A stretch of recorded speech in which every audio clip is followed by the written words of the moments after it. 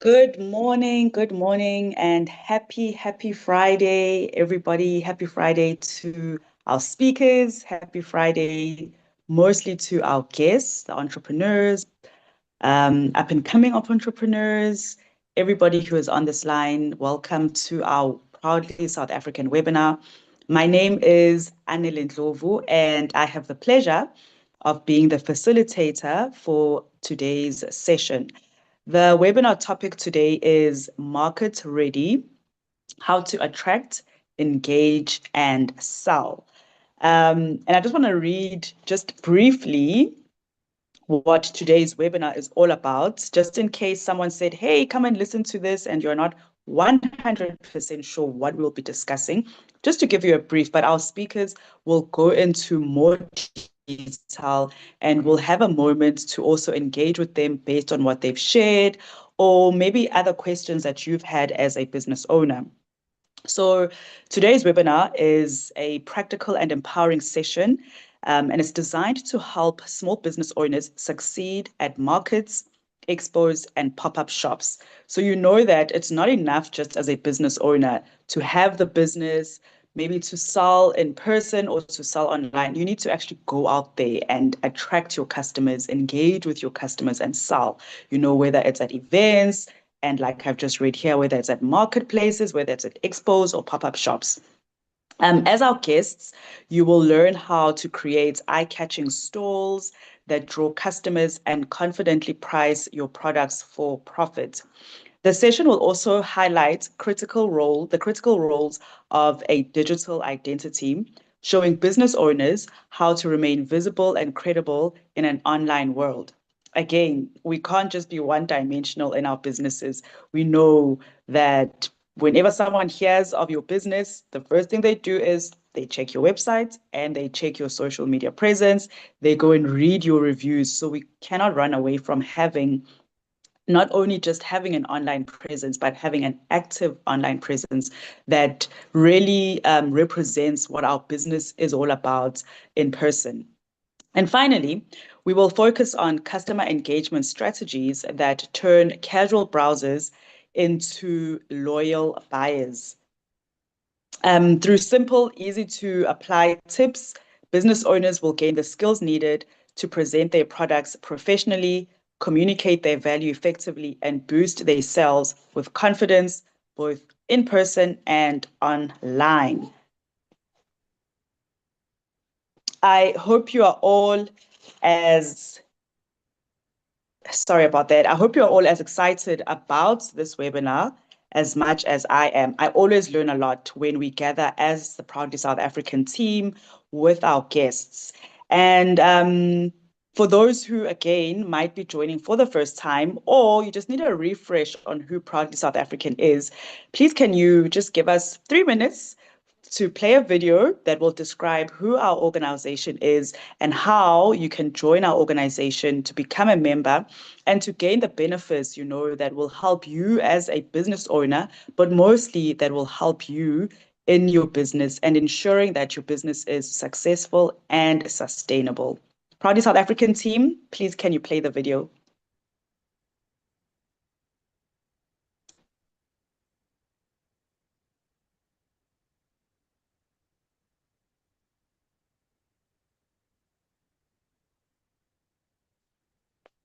Please can we have sound on the video?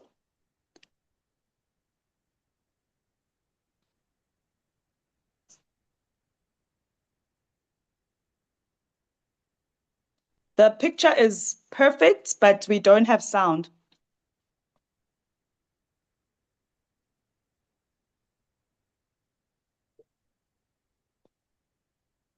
Okay, we'll just give the team a few more minutes just to sort out the video because it's just an incredible video and it really depicts what we should be thriving for and striving towards as a country.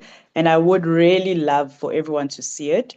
But I think as they are trying to sort that out, okay, here we go. There's a voice that is calling, loudly calling, day by day, the voice of the future. When I started my business, All I wanted was to create jobs and a legacy for the next generation, because I see opportunity when others see impossibility. It all started with a thought and then a seed in the garden, which grew into my very own farm that feeds the whole nation daily. Cotton, silk, and a little bit of treasure, I create masterpieces that give South Africans an identity, comfort, and confidence, because when you look good, you feel good. From the factory workers to the warehouse and then over the seas, I want to show the world what proudly South African looks like. It all started with just some ink on paper and inspiration to bring people together. With my furniture, I now help create spaces that are beautiful, comfortable, and authentic to human light and connection. I've always been driven by curiosity. It fueled my dreams to create automobiles that accelerate our nation into greater possibilities and the beauty of the unknown. I was born into a rainbow nation. My life has been full of colors and mixed flavors. And when I started my bakery, I wanted to share that joy with the world and with South Africans in particular. All I ever dreamt of was to be a bird and fly high. And now I have the wings to help others fulfill their dreams of flying high too. But it can only be a dream until you make it a reality.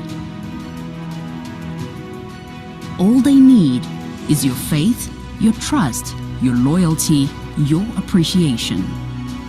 And most importantly, Your support. because supporting local businesses Helps create jobs And secures our future. South Africa, their future is in your hands. So what are you going to do about it? Be proudly South African. Buy local to create jobs.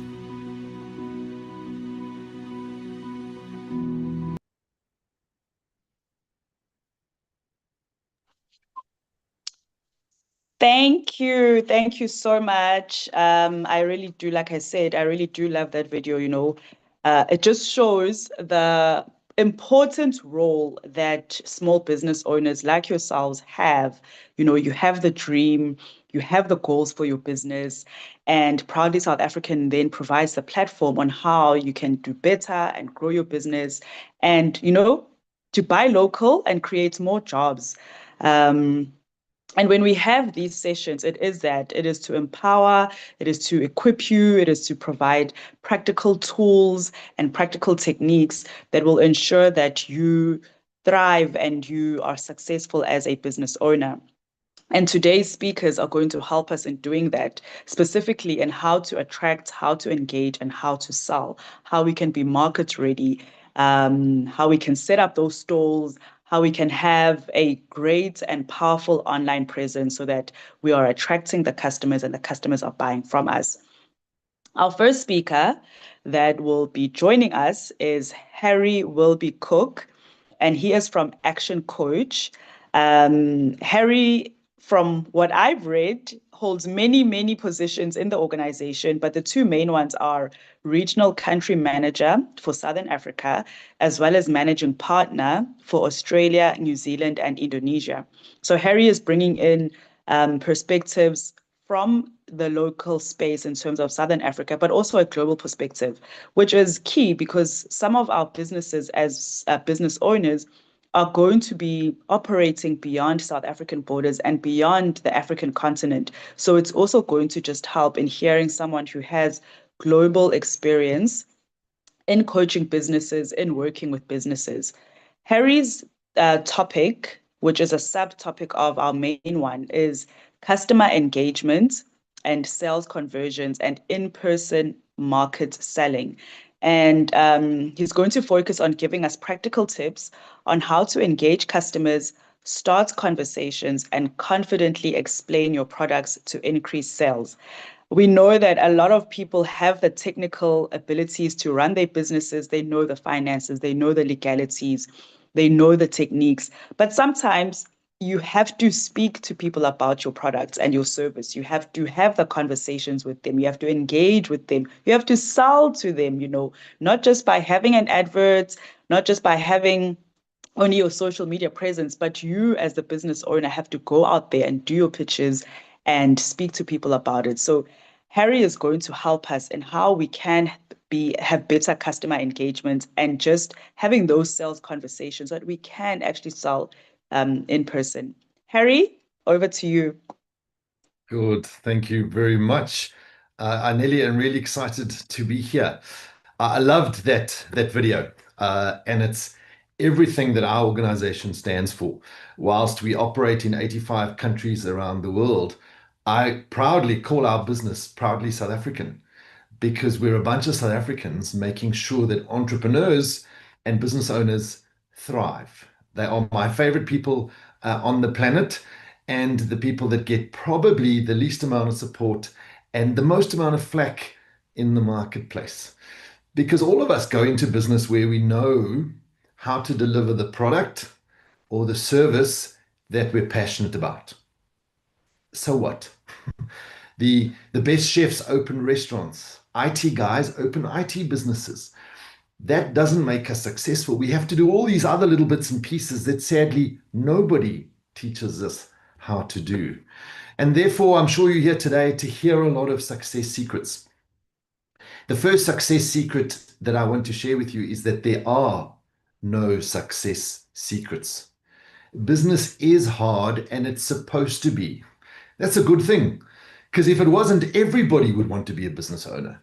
And whilst it is frustrating at times, it's a roller coaster, it is probably the most rewarding and wonderful thing that you can do. And it can be relatively simple.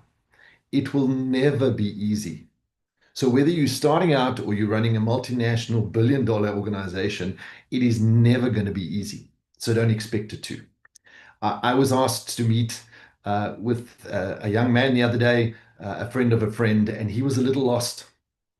And where does he need to go? And he said something to me up front, which horrified me. He said, I'm not sure what I want to do, but I do know this. I don't want to work hard. I only want to work smart. Now, I'm all for working smart, but when you're starting out, you're going to work hard. There is no other way about it. And the benchmark for when you have to stop working hard is when you can look at your bank account and there is surplus coming in, whether you're doing anything or not. Then maybe you take it a little bit easier. Till then, your bank balance, your wallet, your finances will dictate how much effort you need to put in and how much effort you probably should already have put in. My favorite thing to share with people is that very few businesses have a cash flow issue. I hear that all the time. Oh, cash flow problem, cash flow problem. No. You have an income problem. A cash flow problem says, I've done the work, I've done the sale, but the money isn't hitting my bank account fast enough. It's caught up in stock or debtors or work in progress or something like that. That's a cash flow problem. Most people don't have a cash flow problem. They have a sales problem. They haven't done enough sales. So if you look at your bank account and it's not where you need it to be, then sales is what you need to be focusing on. Now, we teach marketing to PhD level in universities, yet the subject sales isn't taught anywhere in the world. Now, let's take it out of business quickly. If you play rugby, you are guaranteed for two things to happen. You will have to run and you will be tackled. If you don't want to run and you don't want to be tackled, then don't play rugby. Now, the business version of that is, in business, you will have to sell and you will have to manage money. And if you don't want to sell and you don't want to manage money, then you probably shouldn't be in business. But we've got these hang-ups in our head, mostly driven through call center agents nowadays. If you've been around a long time, maybe it was timeshare salesmen many, many years ago. They've given us this bad taste about sales. And who wants to be a dirty salesperson? Who wants to have to force people to buy things they don't want? Well, I know that's not what you're doing. I know that's not what you're doing. And therefore, sales is actually an innate human ability. We sold our parents on a story when we supposedly brushed our teeth or did our homework, and we got ourselves out of trouble. and we got a job and we got married and we got a promotion and somebody gave us some support or gave us their business or gave us some money or whatever the case may be. We know how to sell, but we have to get out of our comfort zone when we are in business, because if we don't take that step, we're stuck. And all the good stuff and all the growth and all the success lies outside of that. So what is sales? Let's start there. All sales is professionally helping people to buy. Well, that sounds a whole lot more exciting than being a salesperson. I don't want to do sales. I don't want to be that dirty, pushy salesperson. But hello, I definitely want to professionally help people to buy. People love buying things. I love buying things. You love buying things. What we don't like is people selling to us. So what's the difference? How do I professionally help people to buy, which is different from being sold to? Well, I focus on the person, and I know that they have a need that they might be aware of or not. And I have a product or service to service that need. So whether I'm doing a new shop, an exhibition, a stall in a mall, I got a spot on the corner, it doesn't matter what my business structure is. How many of those professionally helping people to buy do I need? What are my goals? And especially if I'm going to spend money. If I'm spending money on my shop or my expo stand or my retail store or anything, what is the minimum amount I need to do, not only to pay the bills, but to make money, profit for me too? So I must have that goal. How many of these bridges between what I have that's of value and needs that somebody else needs to realize they have already have, do I need to match so that I can get the sale? So if I know that, I know if it's 1 an hour, 10 a day, or maybe 100 an hour, 1,000 a day, doesn't matter. What is that number? And unfortunately, what I'm seeing too much when I walk around at exhibitions, when I walk in the mall and there's a stall, even retail space, what do we see? We see people sitting behind a counter, staring at their phone, looking down. Well, that's not very engaging, is it? So the first thing you do when you're selling, you stand. You don't sit. You put your phone away. Because when I'm standing and I'm looking out, people are invited to come to me. And those that are wanting to waste my time, I will look them in the eye and they'll look me in the eye and they'll bypass because they probably don't want to buy. That's okay. But those that make eye contact and kind of slow down or work towards me, I want to invite them in. Good morning, good afternoon, good evening, hello, Saibona, Dumela, whatever. It's that greeting and that smile that gets people to start their engagement. But then what is my plan? What is the plan that I have for this person once they're there? And that's why we hate call center agents. Because they phone me, there's a gap because the predictive dialer is coming on board, they mess up my surname, and then they want to force another cell phone contract down my throat or a free quote for insurance. I don't care. And I'm going to tell them something just to get rid of them. Oh, I already have. Or no, thanks, I'm just browsing. I'm just looking. Send me the proposal. It's all ways of just getting rid of people. So my plan should be to engage with people, to talk to them. And I must create a system that I can structure. Winging it, hoping and praying that somebody's going to do business with me and give me money is not a strategy. Prayer is really important, but it doesn't always put food on my table. So what is my goal of how many of these bridges between what I have to offer and the value that I'm going to provide do I need to do? And what is my sales plan? So to help you with that, the first thing you do is you stop talking. Why don't we like, again, the call center agents? Because they don't stop talking. They don't care about me. They don't ask about me. They don't know what my needs are. They're trying to force something. So they're trying to sell. I don't want to be sold to. But if you professionally help me to buy, I want to buy. So how do you change that? Well, you realize that it doesn't matter what I say, their perspective might be different. We can look at the same thing, and because we're looking at it from different angles, it means different things. Okay? So I don't want to assume where they're at. I want to deal with that by asking them questions. Now, we don't have time today, but I'm going to give you some examples, and it's for you to identify what are those most important examples that you could use and questions that you can use when people are in front of you. So we run a business coaching company. The number one question I ask every human being I interact with, whether I'm trying to sell to them, if I had an expo stand or on the phone, or even if I'm in the queue buying groceries, I ask every human being this question: how's business? It gets them talking.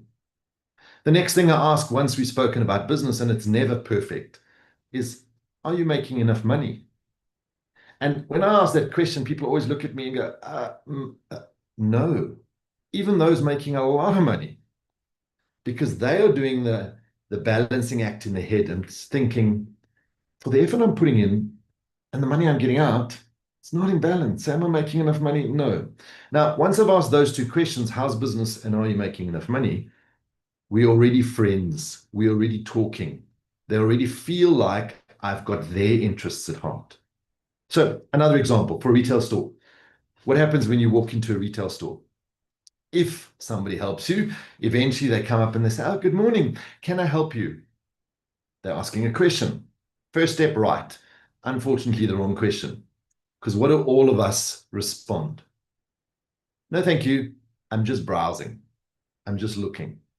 I'm just wasting time because my wife is in the shop next door. So a better question would be, good morning. Is this the first time you joining us in the store today? Is this the first time you've seen this product? What brought you in here? What brought you to this show or this exposition? I'm getting them talking by asking questions. Because think of it this way, you've all done this. You've had a friend want to meet with you, and they've talked and they've talked and they've talked and they've talked, and you've almost said nothing. And they've talked and they've talked, and here and there you've asked them a little question for more information, and at the end of it they said, oh, Harry, thank you so much. You've been so valuable and so useful. I really appreciated your time. And you think, but I said nothing. The fact that they are talking makes me look good. So think of this. Selling and engaging with a customer in any format is exactly like dating. Exactly like dating. If you walked into a mall, tapped somebody on his shoulder and said, would you like to get married? Go out. You're probably going to get no, punch in the face, security being called on you, etc., etc., etc. But if we went through a process and I asked, where did you grow up? You've got beautiful eyes. And we started small. Later on, all those other things would happen. So questions is your number one superpower. Stop talking and turn it around to start asking questions.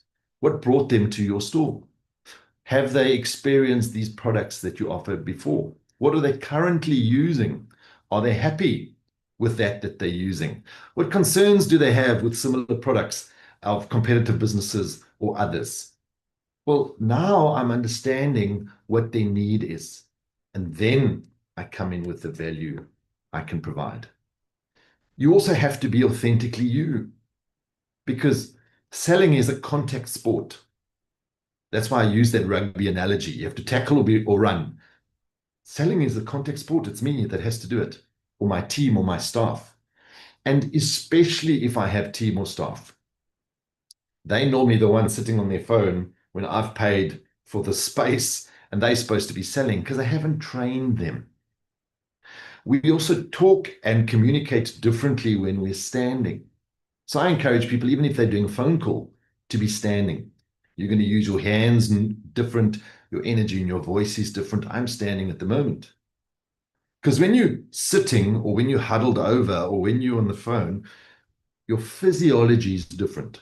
So people aren't buying into my energy. And I want to tell the truth, because isn't that what our parents taught us? If you've got kids, isn't that what you are teaching them? So I want to tell the truth both about the good stuff that my product can do and maybe even some of the things that it can't. Because the more I'm honest, the more somebody wants to work with me, the more there's a match with my values and their values. The more I lie and I'm saying things that they can see is not true, the more they will move away from me and not purchase.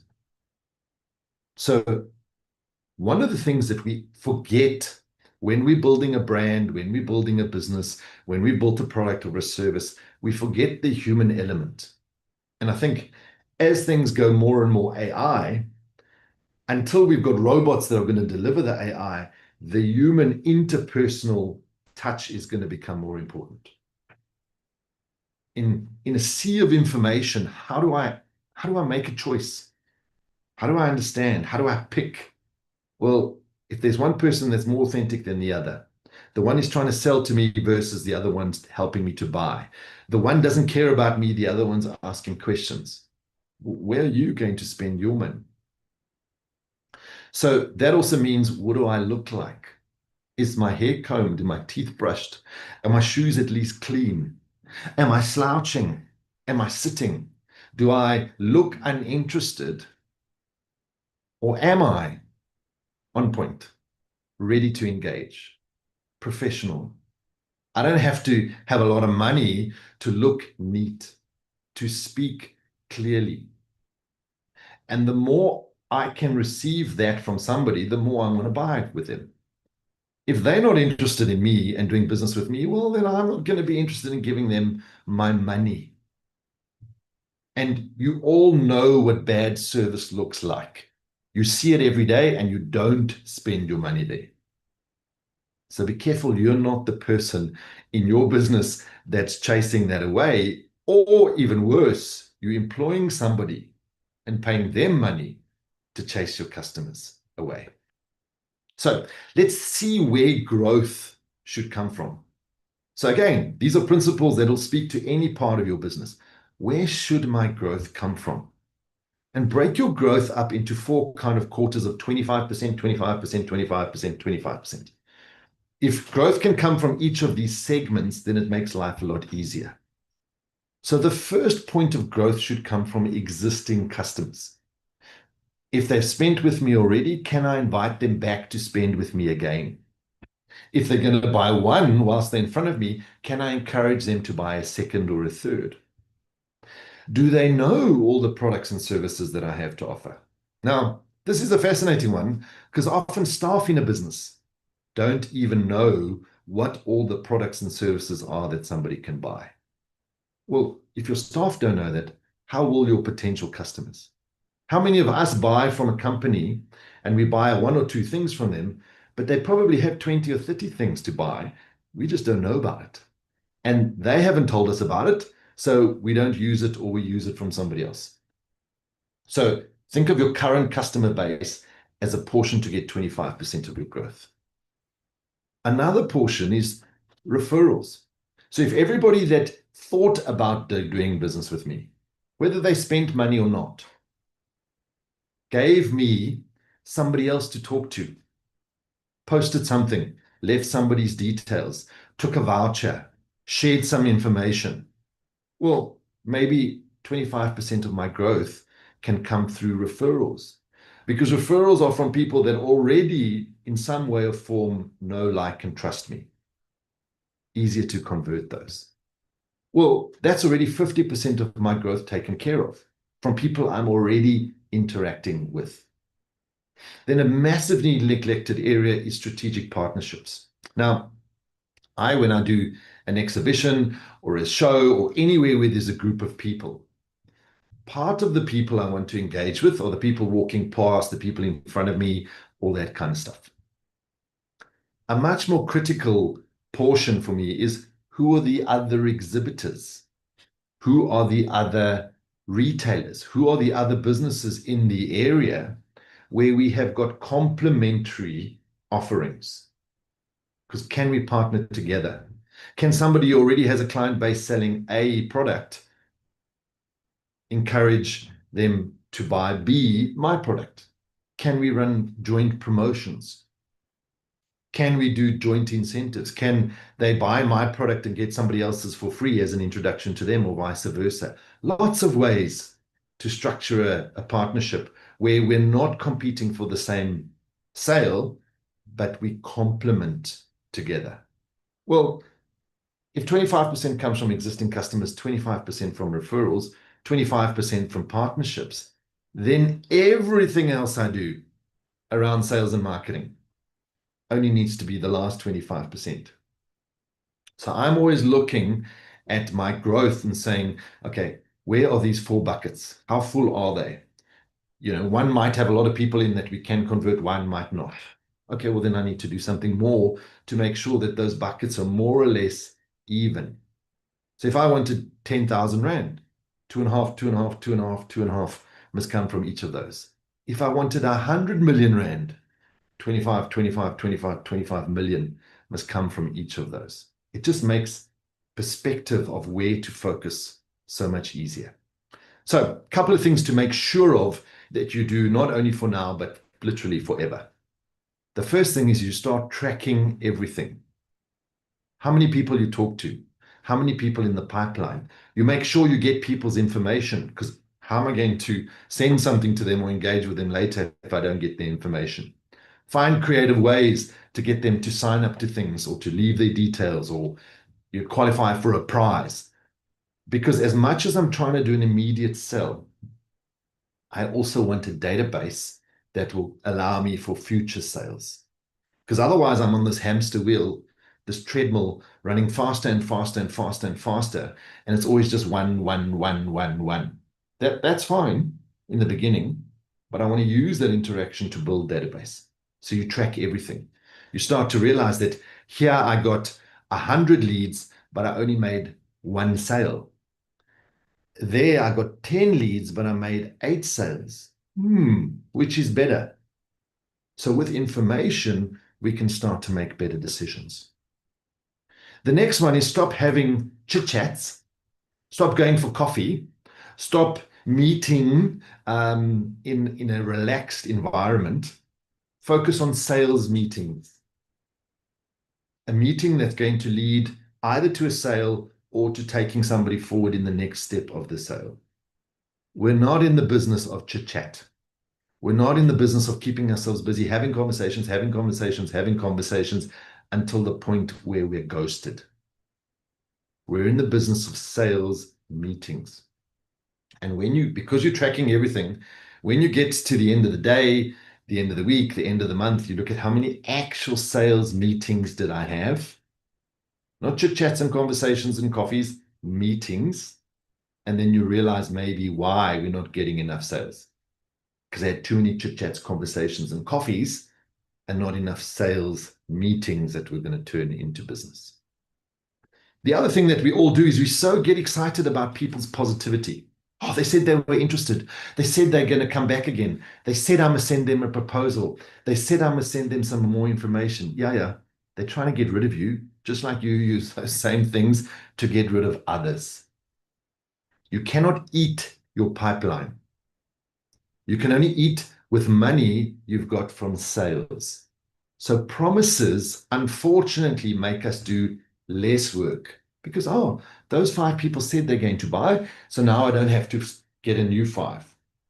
And then those 5 don't buy. Well, now my pipeline's gone to naught. Now how do I eat? So you cannot eat your pipeline. You can only eat with money you've got from sales. And the business is only done when the money is in my bank account. I cannot, on a promise and a future and a later, get to success. The deal is done when money's in my bank account. Now, even in my business, money's been in my bank account before, and then I've had to refund it. That at least happens less, very infrequently. But unless it's in my bank account, money transaction is nothing. And I want to be focusing on that all the time. The other thing that is critical is this cycle never ever stops. Always be marketing, always be selling, always be having sales meetings, always be tracking everything, always been focusing on your pipeline resulting in money, always making sure sufficient cash hits your bank account. You don't do it, get a bit of business, and then stop and go, okay, I've arrived. Now it's easy. Because the minute you stop, you lose momentum. And without momentum, it takes sometimes days, weeks, or months to get the interest going again. So a once-off event is not going to pay enough for 6 months worth of expenses. Very rarely in very few industries. So you need to be doing this all the time. And the other one that is critical, because business can be frustrating, is celebrate success. Now, celebrate success does not mean buying a new car after one sale or splurging on luxury stuff that you probably don't need. But taking yourself and your boyfriend, girlfriend, husband, wife out for dinner, going to the movies, reinforcing the behavior that said, I stepped out of my comfort zone, I did what I needed to do, I got the business. Yes, it's not there yet, but I'm celebrating the small wins. Because the mental realization you make is to say, this is good behavior and it needs to be repeated. We're not that complicated beings. I need to get something out of the effort I'm putting in. So remember to celebrate small successes. So last two before we wrap up. The first one is this little box is not for voice notes and typing. In business, it is for talking to humans to bring about a sale. And it's still the easiest way to make sure that you're not only getting a sale, inviting people back for sales, future business. Talk to humans. And your phone allows you to do that. Because we're all busy, because we've all got a lot to do, you need a punch and a jab strategy today. An email and a WhatsApp. A phone call and a proposal dropped off. A proposal and a follow-up call to make sure you got it. A follow-up call to make sure you got it, and a WhatsApp with next steps. You want to be getting people from two angles so that if they've lost the one, ignored the one, got busy on the one medium, there is another. Because between all the communication channels we have today, it's almost impossible to stay up to date. So punch jab kind of strategy. And then, because you put one foot in front of the other and you take one step at a time, you get better at it. Because you get better at it, it seems easier, you get success, you enjoy it more, you do more of it. But the minute you stop, none of that happens. Business will never, ever be easy, but it can be relatively simple. And whatever you hear today, out of all the great speakers, pick one thing from each person, just one thing, and go action that. And out of the 5 speakers, if you action one thing from each speaker, you and your business will be much better for it. Don't try and do all the things. Don't try and think about doing all the things, but action one of each of the speakers' items. Thank you very much.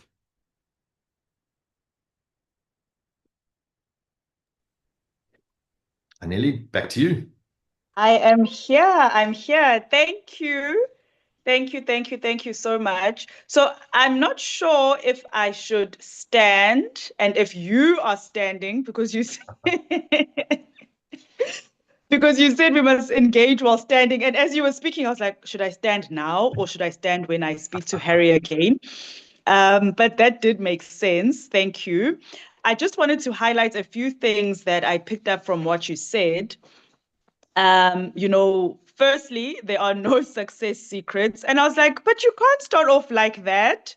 We want the secrets, but it's having to work hard. And the other one, which I was like, oh, yeah, your bank balance must motivate you to work hard. We need to focus on sales. So sell, sell, sell. In business, you will have to sell and manage your money too, very important. Every human can sell. And I know a lot of people don't think so, but the way you explained it, it made a lot of sense. We just have to cultivate our selling capabilities. So it's selling right and talking to people in the right way. But we can, and I loved it because you said we sold our parents the stories of we've brushed our teeth. This is what we're going to do. The courses we'll study in varsity. Open. We're already selling, but we just don't recognize it, you know? Exactly. And then how you explained sales, professionally helping people to buy. Love it. And professionally helping people to buy focuses on knowing what your customer needs and then providing the solution for them. And when you're selling, you have to be engaging. And that's where I wrote, you have to stand. I'll try that during these sessions. Go for it. Professionally helping people to buy requires you to stop talking and to look at what your customer needs. Ask questions, ask the right questions. You know, you did ask, how is business? Those kinds of questions. Don't discount the human touch in running your business. Start tracking all your engagements, get people's information so you can contact them later. Focus on sales. Focus on sales meetings and not just casual chats. And you know how it is. We love brunches, we love coffees. We'll talk about everything. I mean, so much is happening in our country right now, and the hour will pass by and we wouldn't have spoken about what is it that I need in my business or what is it that you need in your business. And then we leave so much little time to actually focus on what is important for our businesses. And then marketing and sales never stops. You must always be talking about your company. And the last bit that you said is take action. Do one thing from each speaker that will move your business forward. Thank you so much. If any of our other guests have any comments or questions, please do write them in the Q&A section. And then later on, we will pose those questions to Harry and our other speakers. Thanks, Harry. We'll see you in a bit. I would like to now invite your colleague, Bert Weenink. Please let me know, Bert, if I said your surname correctly. He's fine, also yes. from, sorry? Yeah, 100%. Thanks. Oh, thank you. Thank you. Bert is also from Action Coach, and he is an executive business coach. The topic that he will be unpacking for us is practical pricing models and profitability. Bert is going to help business owners understand how to price products correctly, considering costs, profits, and customer perception without undervaluing their work. And I think this is a really big one because a lot of the times, and I know I've done this before, is I'm not sure, you know, you don't want to overcharge people and have a high price, but then you undervalue and you are not getting you're not getting money for the value that you are bringing to people. So I know a lot of people do go through this, especially when they are starting out in their businesses. And you are going to share some insightful tips for us and how we can actually get our pricing right. Thanks, Bert. Over to you. Thank you so much. And it's really a privilege to be here today. And yeah, I think one of the big things in business and making sales, Harry took us through that sales process, but pricing is key in all of this. And I think we find that business owners discount long before they count. So they want to give things away because they're not sure of the value that they add. And today I'm going to help you think about that slightly differently, perhaps come up with some new strategies for your business in terms of pricing. And at the end of the day, pricing determines the income we get. And it's really important to drive that in our business. So let's just look at the agenda for today. I'm just going to talk about pricing and understanding the foundations of pricing. The three core strategic bases that we have in our pricing model is the cost, the competition, and then obviously the value we add. And quite often we have difficulty in explaining the value, and therefore we go for the pricing option, or that's the easiest way our potential clients drive us in our pricing down because we don't understand the real value that we add. Then transactional pricing models. So, what it means is, do I buy on a regular basis? Is it a monthly contract? How do I get my clients to move over to that type of pricing? And I don't start with zero every month in my business in terms of turnover. So we also have this concept of, price making and price taking. We'll discuss that briefly. And then action steps for your business, which is really the things that, as Harry spoke, nothing changes until you take action. And therefore, take action, get results is our slogan and action coach. So the two layers of pricing was really talk about the strategic base. We spoke about cost, competition, and value, and I'll unpack that a little later and some other slides. And also transactional model. People buying from you, is it a once-off capital investment, or is it a once-off product or service that they buy? How do we get them to buy more often? What is the sort of usage tiers in our transactions? And do we have a subscription model so we don't have to start at zero every month again? So looking at the cost base, firstly, what does it look like? Well, it's typically the cost we pay our suppliers, and then we put a markup on top of that, and that is our sales price to our customers. Now, depending on the product, you could have competition around that you need to base or take into account, and that would probably lower your thinking around your pricing because you need to be competitive in the market. But the main thing here is you need to look at the market rates and understand, is what I'm charging, is my cost in line, and will I make a markup that's acceptable for my business so that I have the cash flow in my business to make sure that I can make ends meet. And then the value-based customer perception option is, what is it that my customers think of my product and service? Is it on the high end? Just think about things like Coca-Cola. What is the value you get from one can of Coke versus one can of the competition? And is the brand taking you there and making sure that the value-based is really driven and understood? So cost-based pricing really calculates all the cost in the desired markup. It's simple to implement, and that's why so many businesses go for it. It's common in manufacturing, but buy and sell type businesses, really important. Ensures margin coverage, but the risk is that it may not reflect the market value. So you can put it out there.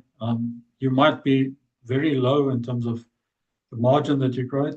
One of my clients is in makes bolts for the mining industry, and in that market is extremely competitive, and they can't really get their margin up. So they have to look at other ways of reducing cost and running a great manufacturing business.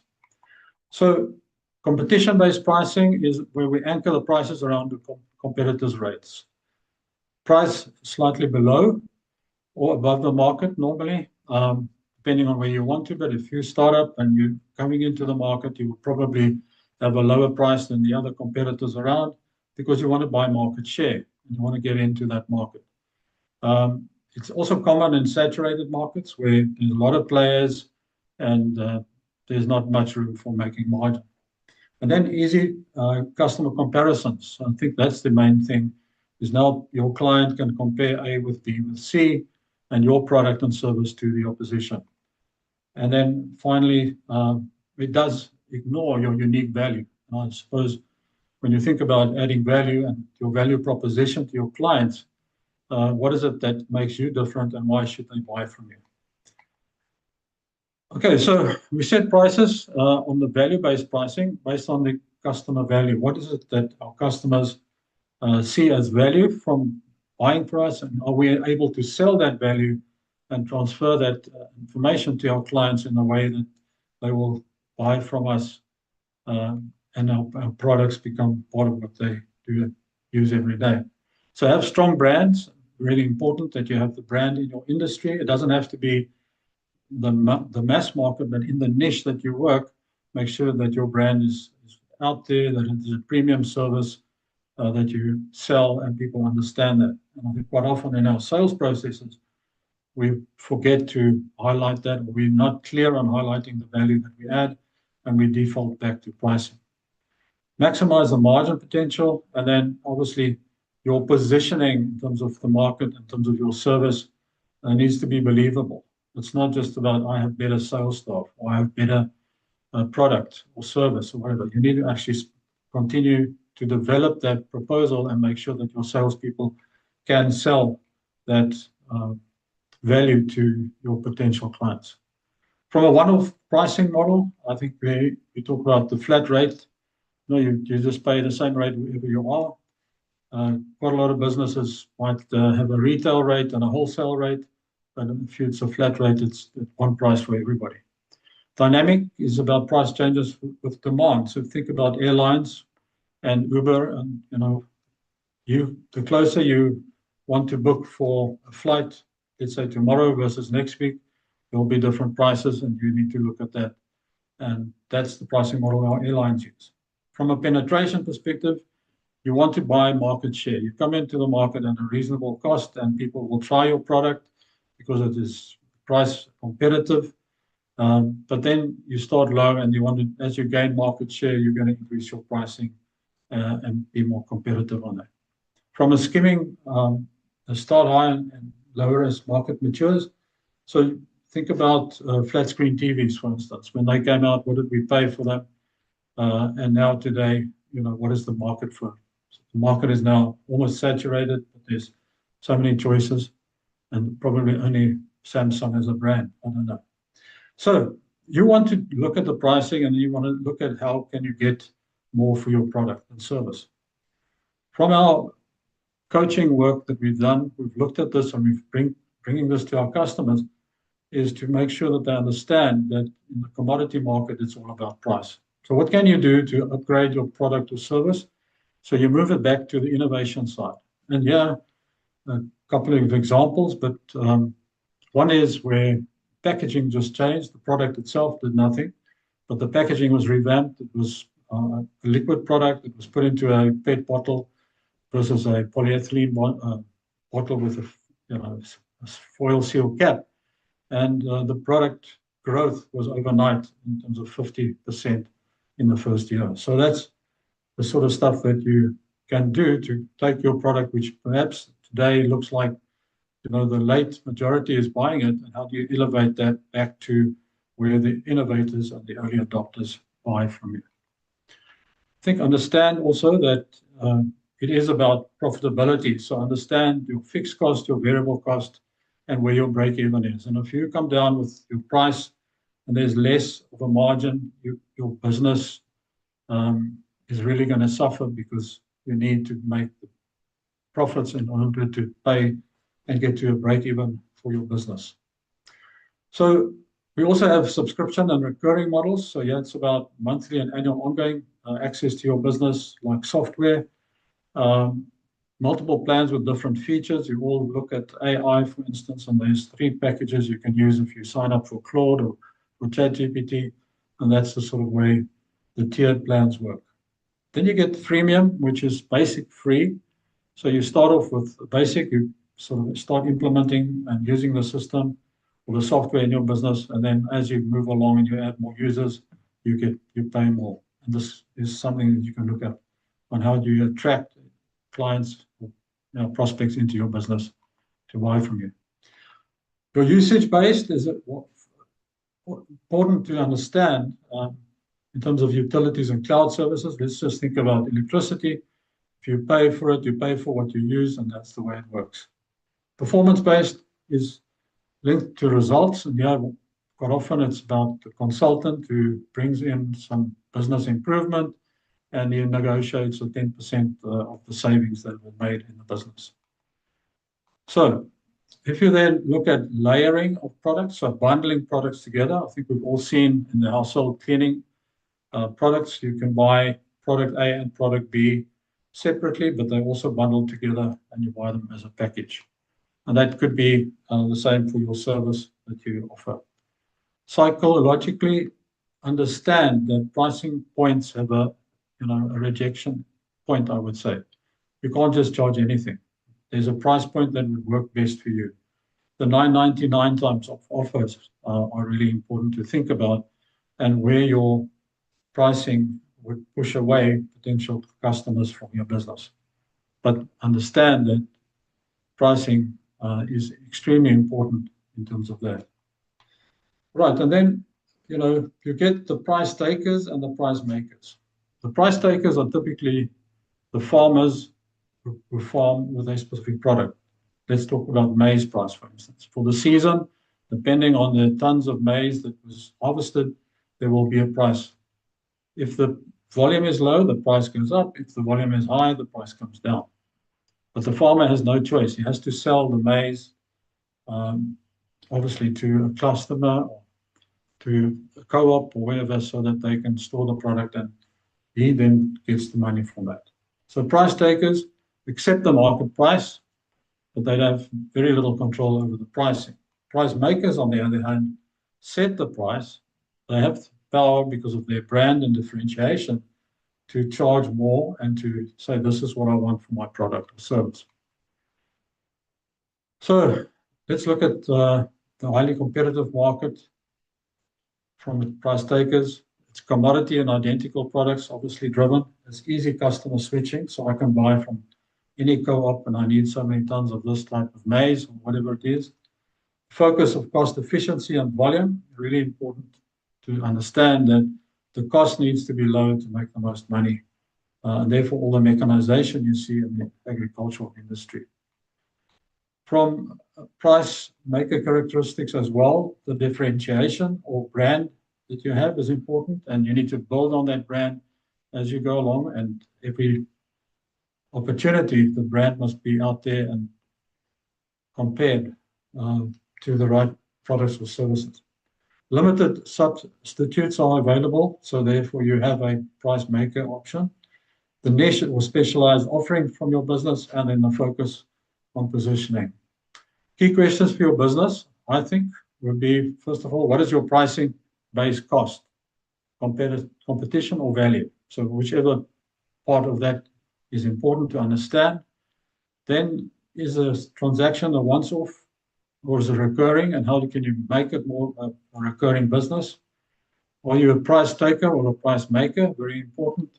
And then I think the most important question in all of this is there enough money left over once you've done the pricing calculations, the volume calculations, to pay yourself a salary? Because we typically want to run the business and break even without paying ourselves, and that's just not sustainable. So how do you become a price maker? To build strong brands again, create the differentiation, focus on niche, communicate your unique value. So your action steps, I believe, is to take a brief look at your pricing model for your business, for your different services. It might be different pricing models for different things. Identify where you are from a pricing perspective.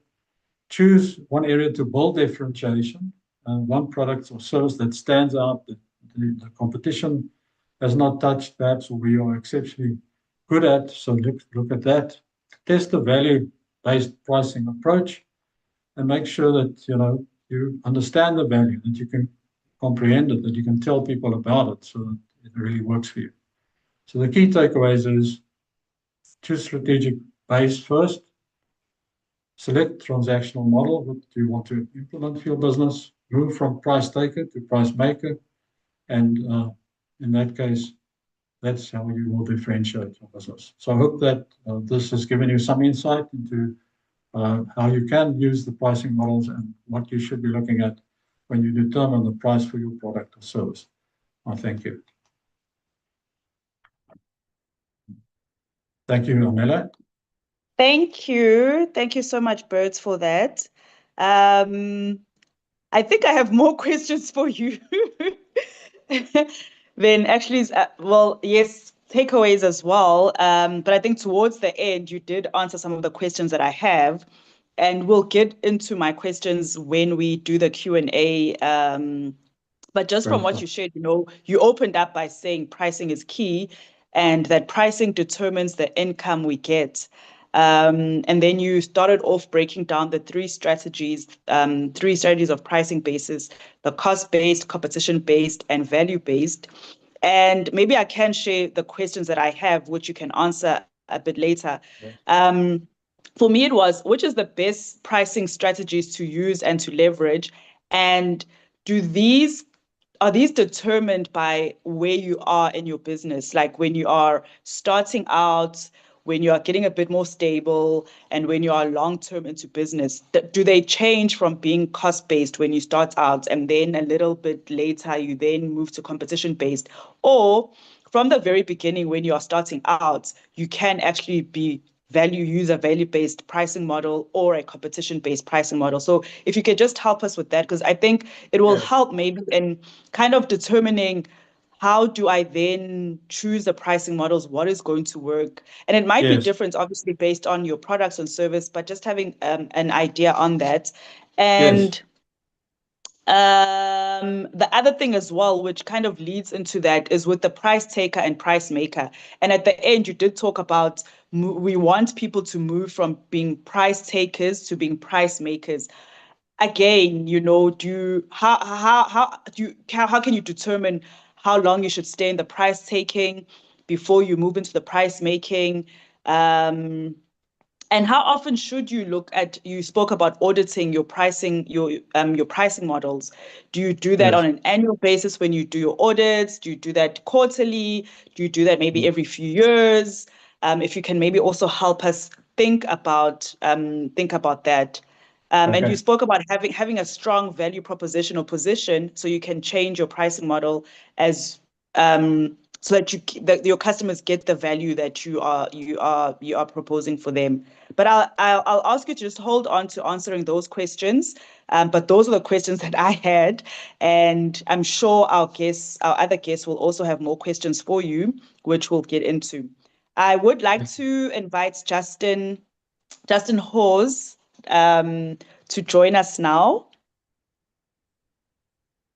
Hi, Justin thank you. is from Scan Display, and he is the managing director. Hi, Justin. And his topic is visual merchandising, markets, displays, and stall presentation. And this topic will teach how to set up a market or expo stand that attracts customers, including positioning, signage, and product placement strategies.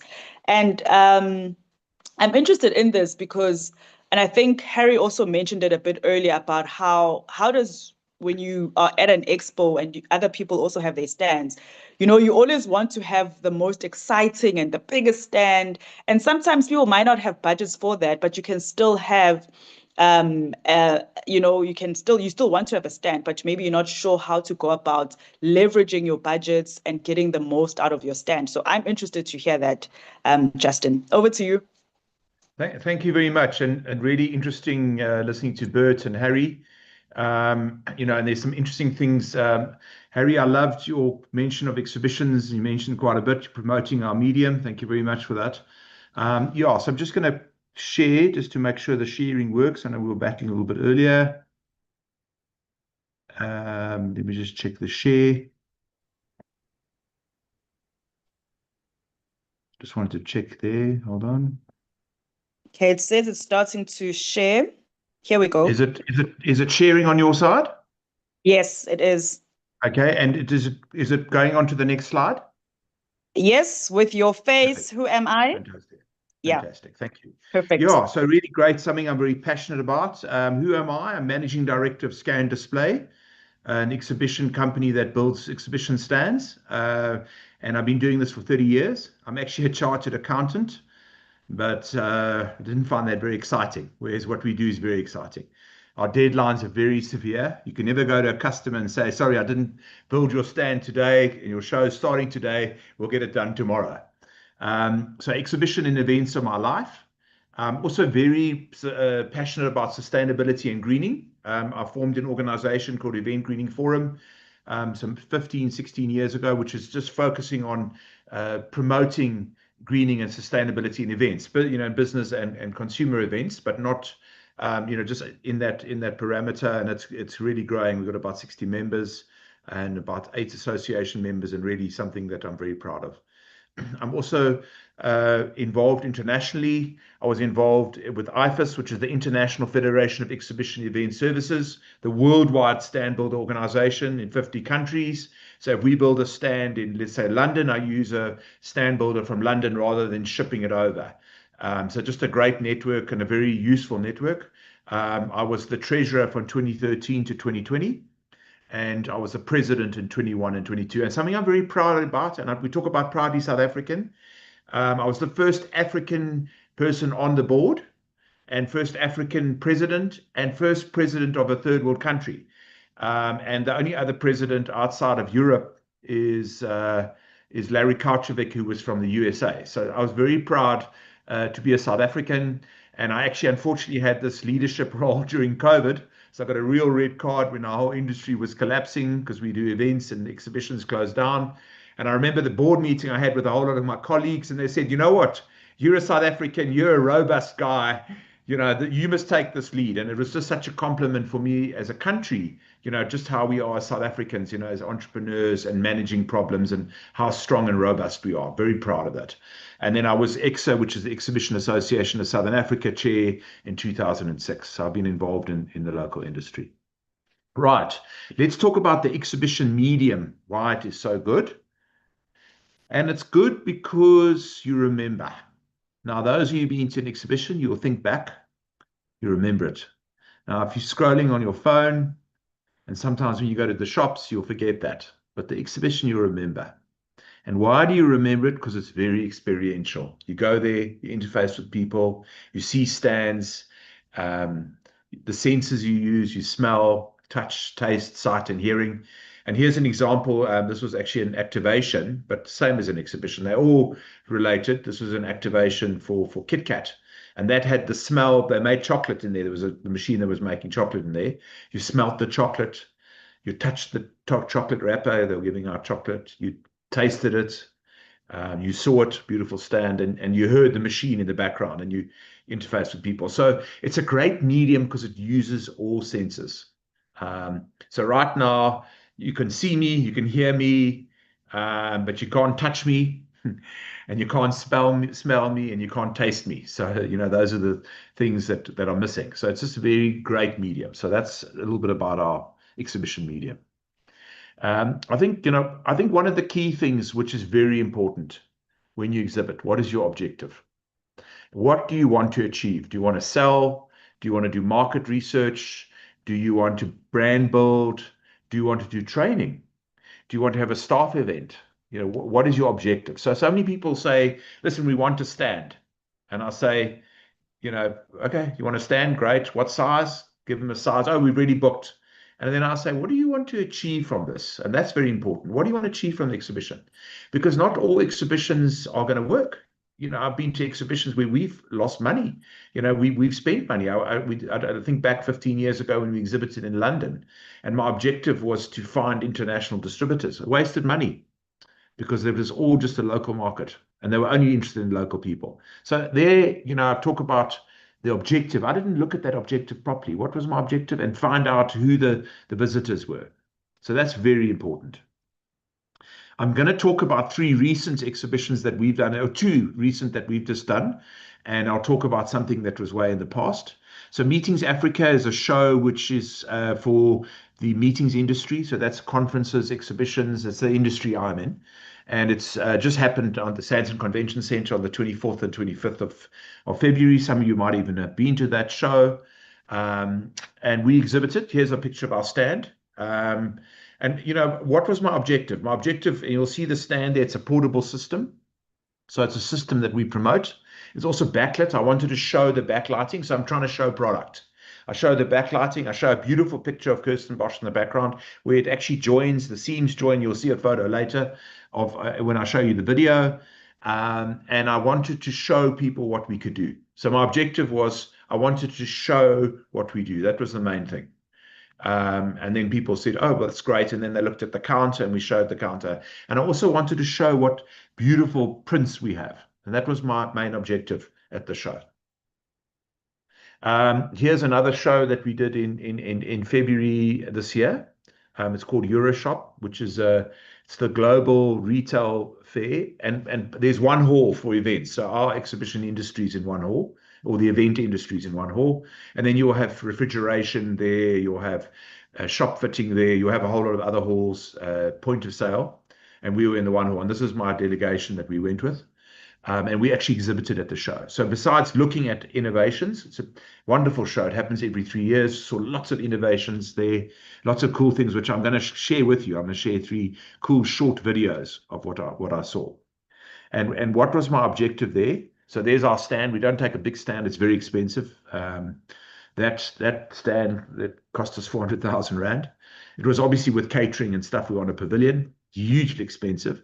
But what we were objective there is to find other people that want to exhibit in South Africa, and they work through us. So our industry's through the channel.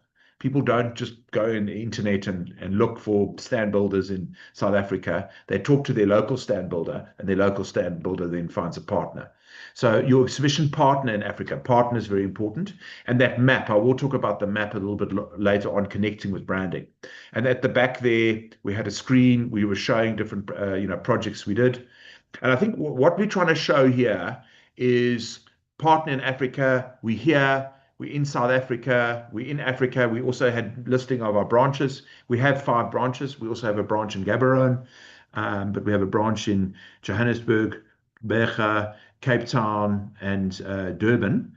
And we just list our branches so people could see that we have a big network. So that was our objective, was to say, hey, if you want to stand in Africa, here are the guys. They've got branches. They do projects. All the projects we had on the screen. This was Art Fair, which we do. And I showed Art Fair. We also do Wine to Wales, and we do Meetings Africa. We do a whole lot of other projects. And I was showing our project capabilities. So that's what we wanted to do. Objective. And you'll see we all had those beautiful lanyards. We gave 100 lanyards away to select customers, and it took 1 day and we were finished. And I was hoping that it would last for 5, and next time I'm going to take 500. People love the lanyard, and then proudly South African. So we bought them from a local vendor here, up the road here in Rosebank, and really beautiful. People just love that lanyard. People wanted my lanyard, and I said, no, sorry, this lanyard I've had for 12 years. You can't have it. So anyway, we protected our own lanyards when we ran out. This is quite an interesting stand. This is going back, this would be about 2005, 2004. When you talk about growing a business. So in 2004, I think we had 10 staff members. We've got now 140 or 150 staff members. So we were a really small company.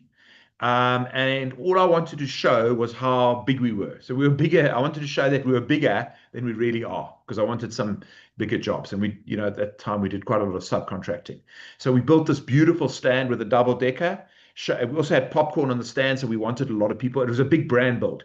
Hear about Scan, hear about Scan. And I remember our competitor, and I don't want to mention that competitor's still around today, said, gee whiz, who are these Scan guys?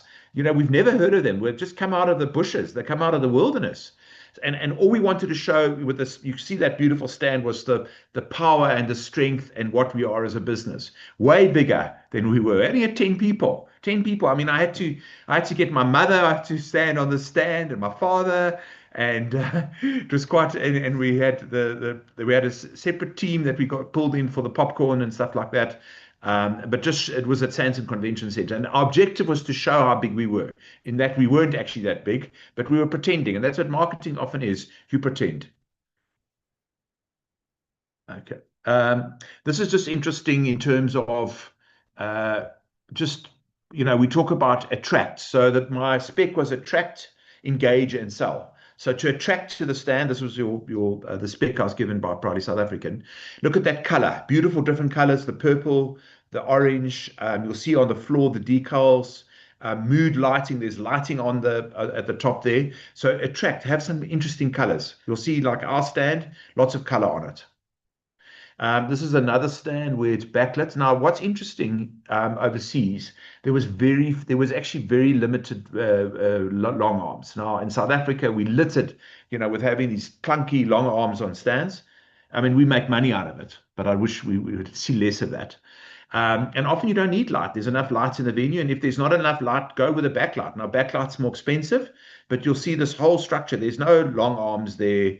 Everything's backlit. You'll see on the counter there, that's all backlit down there. That's all backlit. So attract, color, important. This is the backlit I was talking about there. Really nice backlit. Backlit's expensive. But I think it's not just about what you spend. And I know, it was mentioned a bit earlier, how do I have a stand to maximize? Staffing is very important, and those are small things that can make a difference on a stand, where you don't have to have fancy backlight and stuff, it does attract. But having staff that are active and looking engaging, not looking down at the cell phone like this, nothing worse than this going on, really makes a difference. Okay, so here's an AV which I just wanted to show you. There's my colleague Jacob, our creative director, taking a picture of it. And this is just showing you what's happening in the world. This whole screen, you'll see those things coming in and out, was a screen moving forward. And as you moved your hand over it's got like a sort of like a sensor, the whole screen moved out. Now, why am I showing you this? This was an AV company, right? SQM, big AV company. And all they wanted to do was to attract people to their stand. Now, isn't that beautiful? It's not just AV screens, something completely innovative. I mean, I don't know what their budget was, but wow, amazing that you can see that the screen coming back and forward. This is another stand here, which is, the whole stand was a screen, event and media technology. You'll see the square in the front is, and I have seen this a little bit actually saw it in Rosebank the other day with edge technology, where the screens are edged. But look at that resolution. Now, unfortunately, look at that resolution. You don't actually see the little dots. Now, unfortunately, in South Africa, we use 2.5, which is 2.5 millimeters between the dots, or 1.9. They are at 0.9 millimeters in Europe. So in a way, the technology needs to grow. But they attract to the stand. It's beautiful. Look at those beautiful square. The whole stand changes. It moves around. Unfortunately, that door was a bit ugly. I think the door was a bit ugly. They should have put the door on the side. But really great.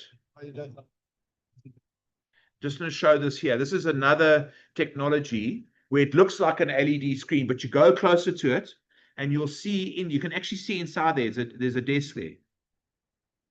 So this is a technology which is a screen with little, with a screen from far, but close up, it's actually you can actually see through it. And I do see a lot of that. And I wrote an article recently for Biz Community. You do see a lot of this kind of, where you can just see in, you can see upstairs there, you can just see the people there, but it does create a transparent, like a sort of semi-transparent feeling. And this is a big trend. I mean, you can do it quite cheaply, not this obviously AV, but you can do the transparent if you want to have a meeting room, but you want to be able to have a rough that people can see inside a little bit, but you have a bit of privacy. So quite interesting that. The next thing on attract is position, very important. So this is I talk about IFAS, of which, was president of this organization, and they have a global village. And I showed you the stand, the scan stand in the corner. So where do you think on this floor plan we were located? So if you look here, there's a meeting hub here, which is a big restaurant area where people can eat and get food and stuff like that. And it's, we actually also paid towards that. We were located right here on the edge, 60 on stand 60. And I think why, as soon as I saw the floor plan, I jumped on the phone Gregor and said, hey, Gregor, please help me. I've got to have that stand. And the reason why I chose this stand there, number 60, was I'm on the aisle. There's this aisle. It's quite a busy aisle because there are big doors here. So people could see me. There were a lot of South Africans there, African people, international Europeans who could see our branding, your stand in Africa on the edge there. I also would get some traffic from the meeting hub because I would be on the other side of the meeting hub. And it was just a really good position. Whereas I felt like number 32 and 30, this was a very quiet aisle. 32, 34, 10, 12, they struggled. So it was really just great positioning that we were here. This was also a good spot here because you could actually see the meeting hub here. But so it's just very important that, you choose your position. I always like a corner stand, two sides, so that it's open two sides and two sides closed, because in a way it feels more space. And I will talk about that next. Space. Now you'll see my corner stand, the same size as the previous one. On the stand here, I didn't have a counter. I took that counter away. And I brought it in and moved it off of the edge a bit later. But you see how much more space this is compared to my neighbor. So space is very important. And I always look And often people will have a 3x3, 3 meters by 3 meters, and they'll put like 2 or 3 tables with chairs on there, and it's just so jam packed. So if you're going to do, and it goes back to the simplistic space, if you're going to go stand, do it in the office before. Measure a 3x3 out and measure what furniture, how's it going to work. People tend to overdo the space with a lot of things. And I'm very glad we went with AV. Generally, I don't use AV because people just rely on it to do the talking. And it's back, to, you want your staff to engage. But we engage conjunction with the AV. So we said, hey, look at that project. Oh, we did that project. And it was just really, it worked very well. But don't just get AV for the sake of it. People just want screens, and have something that's relevant on the screen. So have something that you can engage or talk about. Very important. So space, attract, again, very important to have enough space on your stand. I'll talk about engage. So engage staff who knows and connects. Now, here's an example of somebody sitting there. This is actually at Meetings Africa. You can see how that person's sitting. They're sitting forward on their chair. They're using their hands. They're engaging. Here's the recipient sitting back, listening to the story. And that's what you want. So this engagement's great. So this is a successful stand. It's a meeting event. So that's why they're sitting. I don't allow anybody to sit on our stand. Now, when we were at Euroshop, we had a table and chairs for meetings, where people want to sit down meetings, but everybody else was standing. So my staff hate me because their feet are sore, right? But they're standing, they look more engaged. And if you want to eat off the stand, don't eat on the stand. And if you want to send a message or talk to your mother or uncle, cousin, auntie, go off the stand. And don't work on the stand. There's no point. I mean, people say, oh, I've got so much work to do. They're sitting on their laptops there. What's the point? Don't go to the show. Don't go to the show to spend time on the laptop. So this is an interesting picture. This is back from, I think it's about 2018. Or I don't know, I think I had a bit more hair there looking like it. 2017. So this was, I think, 2017. This was at a show called Markix, which unfortunately doesn't happen anymore. A really great show. And we had everybody on the stand. Now, this is our staff from our Johannesburg office on our stand. And we actually had a function there in the morning just to talk about what we are about as a company and what about exhibitions and what we do. So we had all the staff there. They had some coffee and some popcorn and stuff like that. And I think this is just one thing. Engage. I'm engaging the staff. It's not only about finding customers, selling. I'm engaging in the process. You can see how engaged everybody is there. Really, really, really wonderful. Messaging, branding, very important in terms of engagement. And I think just you can see here, this is Euroshop. So this is 9 years of Euroshop. You would have seen the latest one, which is 12 years. You'll notice your exhibition partner in Africa, your exhibition partner in Africa, your exhibition and partner in Africa. That is absolutely key. We've gone with the same message, and the map is key. So this was an older map where we had little arrows to where South Africa and Southern Africa. Then we went with one like this here, and you'll see just the table and chairs for meetings only. There's no other, people can't stand there. They stand on the stand. And you'll see the map. So it's amazing how people recognize shapes. So people recognize shape of Europe. They recognize the shape of the USA. I mean, not the USA, of North America, of Asia. So, and that's why we have this shape. So there it's very important. And we offer turnkey solutions. And there I had the branches and some distributors there. You'll see branches and distributors. Just showing the depth that we have in the African market. So the messaging is very important. Messaging, branding, people, wow, the message is simple. The exhibition partner in Africa. That's the message there. And it's obviously with my objective was to find partners. So tied to the partner. Whereas at Meetings Africa, I didn't say that. I just wanted to show a cool thing. I think product knowledge is very important. If you've got someone on the stand, and here's just from our current portfolio, Butimir and Henriette, who are building a folding system. And it's just very important that people on your stand understand what you do. There's nothing worse than going to the stand and then asking a question and somebody say, oh, I don't know. or I'll come back to you. You need people that know. So I'm always on the stand there as a backup. If anybody wants to come and ask me something, I'm there. And that's very important. Staff your stand correctly. Get the managing director, get the owner, get the director, get the sales manager, sales director, get them on the stand. Obviously, you have one or two salespeople, and if they've got a problem, they can ask. So product knowledge is absolutely important. Don't get somebody there who doesn't know what's going on. I mean, I see a lot of people get these dancing girls and stuff like that, hostesses and stuff, and it's more sort of in some certain industries. But the hostesses know nothing. They know absolutely nothing. Get someone who knows something.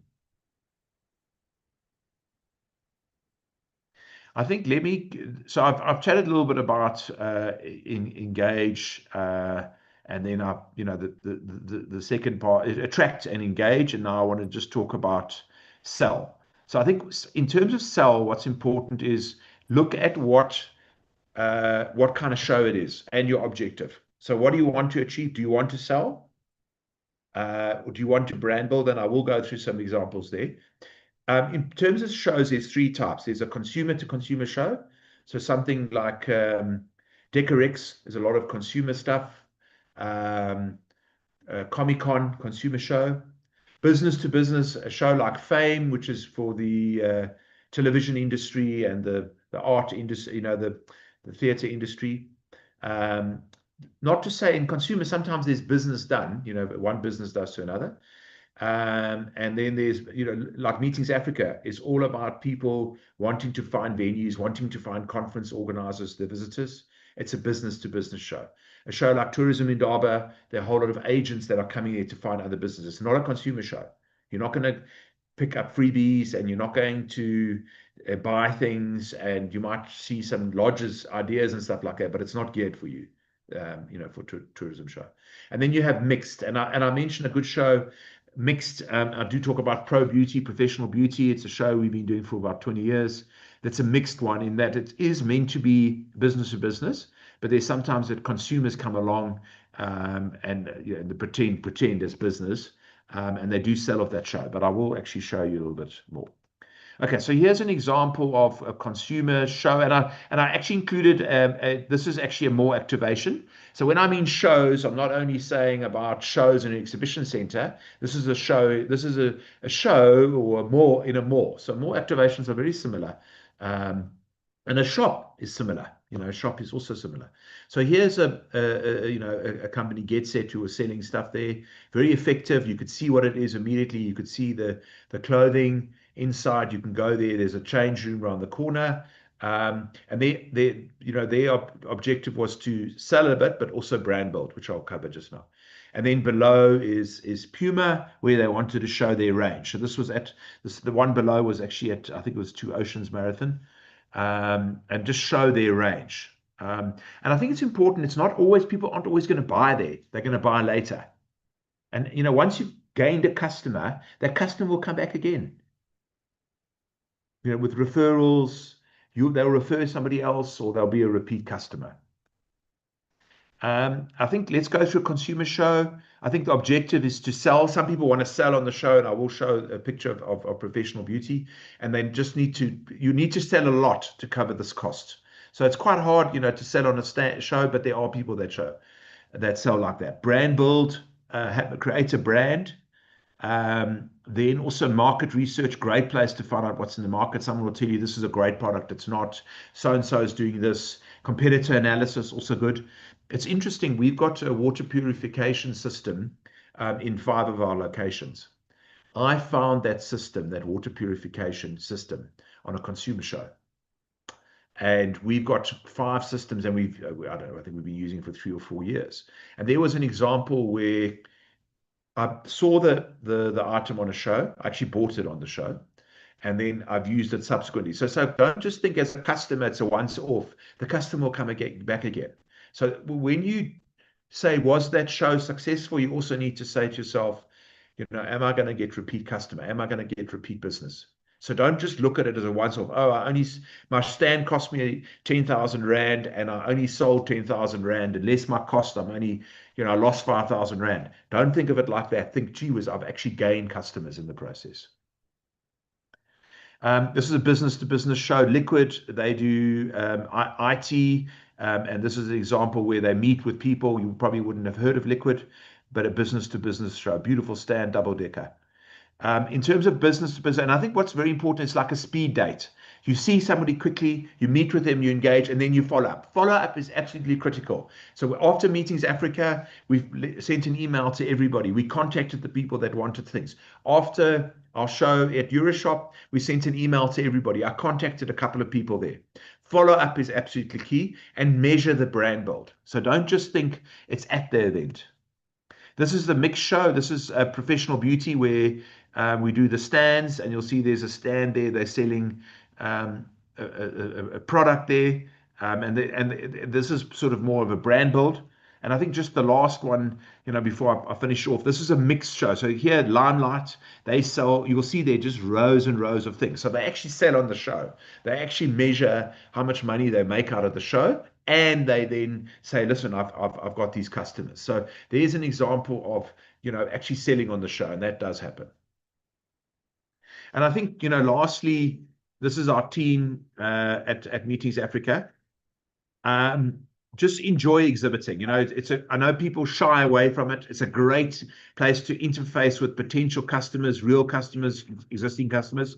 This is our stand here at Meeting. I couldn't unfortunately be there. I was at Euroshop in Germany. But there's a company, there's people you want to deal with. Look how engaging they are and how happy they are. And I think that just makes a massive difference. Thank you.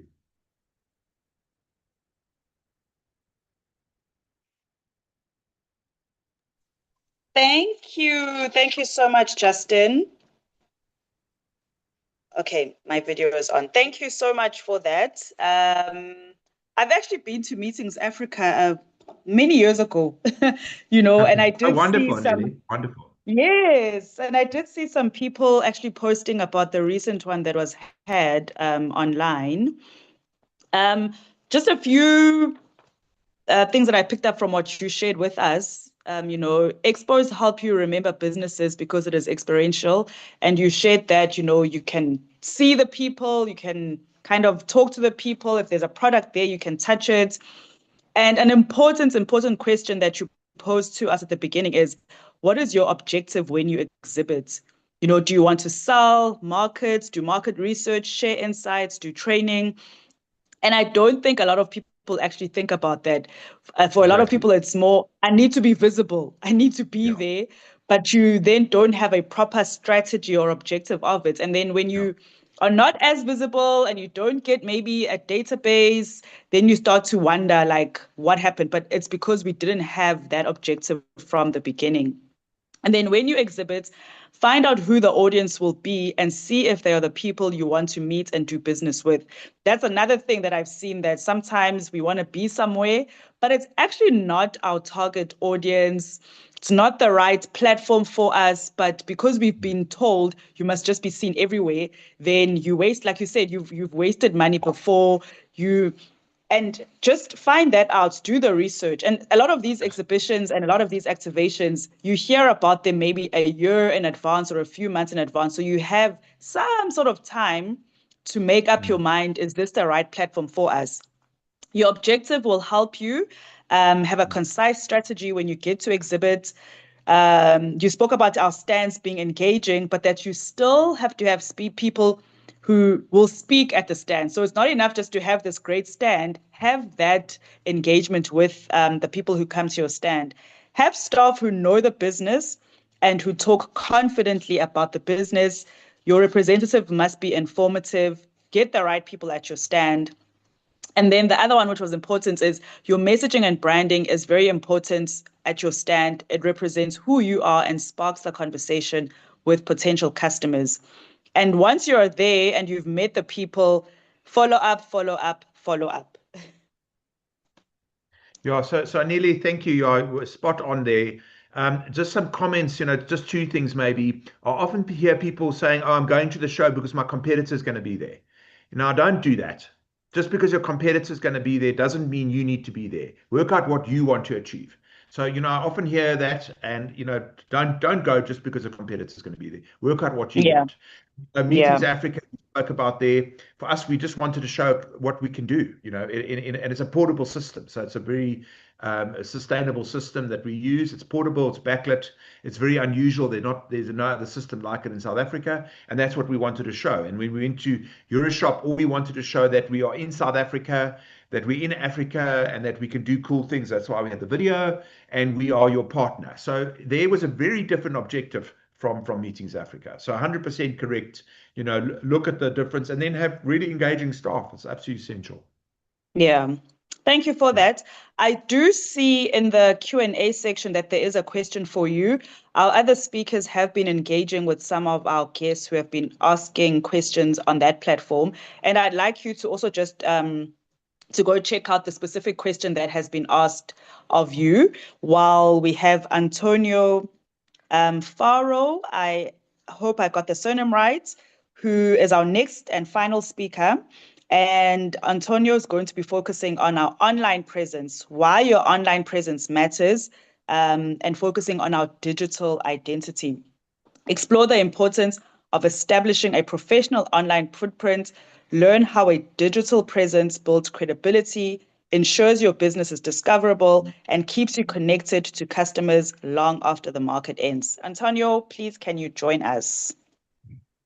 Good afternoon, everyone. So I'm Antonio from Powder Digital Studio. Thank you to Monique and the Proudness team for having us and the esteemed speakers here today. So I'll be covering, as Anela has explained, the digital footprint, the importance of it, long after the market, the importance of your digital visibility, your online presence. All right, I will share my screen. Sorry to cut you, Antonio. Justin, please, can you, your screen, your presentation is still on. Thank you. There you go. All right.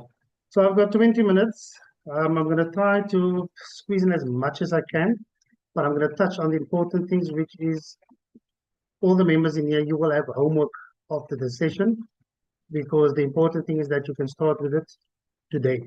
And you need to start with it today. If you haven't, or if you started with it, you need to complete it. All right. Let me just get my screen up here. Can everybody see that? Yeah. Not yet. Yes, it's starting to share. Okay, let me get there. Yes, we can see it. You've got that? It says your business exists, but can people find you? Right. So in this case, with a lot of these small businesses that I work with, they assume that because they have done their Google business profile, but most of the times they've just put in the name, surname, and contact number. After the market, a week or two later, customers are looking for the same product because it's quality, and they are done with the commercial brands, but they cannot find you. Because most of the times they forgot your name or your brand, and now they go to Google and they search and people don't know your name or they forget it. So they will, for example, if you are doing honey, they will go for honey sellers near me, or if they remember that you're in Randburg, honey sellers in Randburg, and they do not find you. So it is very, very important to have your online presence. So we're going to run through it very quickly so that we can still have time for the Q&As afterwards. Okay.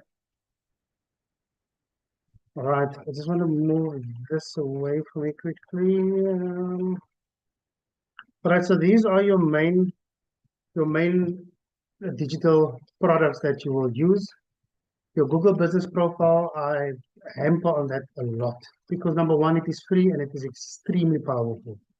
If you optimize it correctly, you, especially those that doesn't have a website, the Google business profile will have a section where you can actually put your products, put your pricing, your address, your WhatsApp, your email address. Your Google business profile is a front shop for those that doesn't have a website either. So not all of us can afford a website. So this is a beautiful way to start. And if you do have a website, you just incorporate everything with that. Okay. As I would actually advise you to use two forums to start with. Instagram and Facebook is one of the most powerful things, and because of the amount of users on there daily. Facebook, extremely powerful. Instagram is more for your visualizations. People want to see your product, not so text heavy and stuff like that. Facebook, you can run ads, you can explain your business much better there, especially if you don't have a website. Facebook is extremely powerful if used correctly. TikTok depends on how you like it. I'm not necessarily a fan. To me, it is also just a visualization, identity, basically. But focus on your Google business profile, work on your website if you do have one all the time. Spy on your competitors. For example, if you are doing candles, search for top rated candles near me. And if you look at whoever comes up in the top 3, go into their website, see why they are ranking that high. Look at the content and write better content. That is the cheat sheet that I'm giving you there. So spy on competitors, success leaves clues, my people. Success leaves clues. You just need to go and read, and you need to replicate or actually better, because that is why they are ranking on the first page of Google. So if you're not ranking on top there, go and spy there. Go and check their website. Go check their social media. Check everything that is available on the Google search that you find on the first 2 or 3 people or businesses, and go and see why Google, because you can't choose where you rank on Google. Google decides based on your content where you rank on Google search. Okay? So go and spy, get your business visible online there. We have touched on, the previous speakers went on to the markets, and everybody can see you are there, but now what happens afterwards?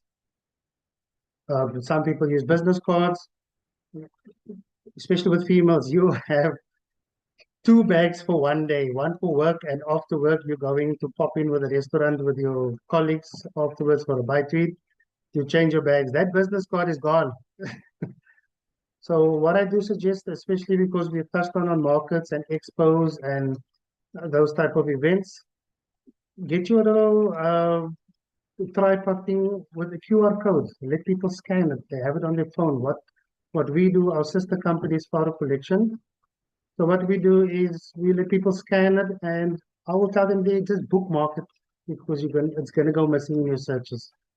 So that is maybe just one way to think of it. Business cards is they throw it in the side of the car, of the door, and it's gone. They throw it in the cubby, throw it in this bag or the backpack, and they never see you again. So think about what happens after the market. How is people going to find you? QR codes it's very cheap because it's free. The QR code you print out once, people scan it at your stand, especially those businesses that do a lot of weekend markets, night markets, and stuff like that. Business cards is becoming expensive, and it is not as effective. It's more effective for corporate people because they keep business cards. But at markets, I'm telling you, if you can tell me how many people actually called you back when you gave them a card at a market, they forgot, unless they see you again at the next market, they say, you know what, I got a card for you. I don't know where I put that card. We know that story. All right. So think about that. The differences between the no presence and the online presence. As you can see there, I've made a very simplified table for you guys. The no online presence customer search, but find little or no information. Most of the times, it's no information. And the people that search for you, they actually just want to see if you are credible. If you just apply by night, if they search for you on Google, they actually can find where you stay, where you're situated, everything else that you've done. So with your Google business profile, it's literally like a website, because what we do is we will put on our events that we've been to, whether it's a Standard Bank event, a Proudly SA event, we were at the Rancho event, all of that you will also find on our Google business profile. And that gives credibility and trust. You know, so a lot of the time customers know they want your product, but they first want to see how consistent are you, because what if I fall in love with your product 2-3 months down the line, then you stop the business. Most businesses do not fail because of a bad product. because you are invisible. That is why. Most 9 times out of 10, people couldn't find it, and now you stopped your business because you feel that maybe it's a bad product, customers didn't like it, I must think of something else. 9 times out of 10, it's simply because they cannot find you. Okay, so really do work on that. And the good thing of having an online presence is that you are available 24/7. Information is there. People don't need to WhatsApp you or call you or email you. Your Google business profile is optimized correctly. Everything is there that they will need. Okay. So really, I emphasize on the Google business profile, especially for small businesses that cannot afford a digital marketing consultant or a digital marketing agency. Work on a Google business profile. Faro Digital specializes in that. We help a lot of, we actually have a passion for small businesses. So we do help a lot with that. Let me just go back there quickly. Right. I'm just gonna briefly touch on this. Everything is quite simplified for you. Your professional website, keep it simple. People hate reading as much as you think you want to make it pretty and you want stuff flying across your screen. People don't care about that, and that also slows down your website, which means your other information takes long to load when you have all these airplanes and flowers and stuff flying across your screen. It slows down your website, which means if people click on a certain product, it takes very long to open up. If it doesn't open up within the first 1 or 2 seconds, you lost a customer. I assure you that. I'm one of them. If that picture takes forever to download and the image, I'm gone. So keep it simple, keep it easy, user-friendly. So if you are thinking of a website, think about it in this way. What would you like? If you are looking for candles, if you click on candles, it must open up immediately. Short description, make it short and punchy. You can use your blog page to write the benefits of it, or why your candles are important, or why your diffuser is important, or your perfume, why they should buy from you. You can use that in your blogs. But on your landing page, have all your info there, quick, easy to find. And that is what most websites struggle with. They want to cram too much information in there, and then people struggle to navigate around the site. So build your site based on what you would like if you buy something, basically, because Google cares about the customer experience, not how you feel about your website. So as pretty as it might be, if it takes forever to load, you are losing a customer.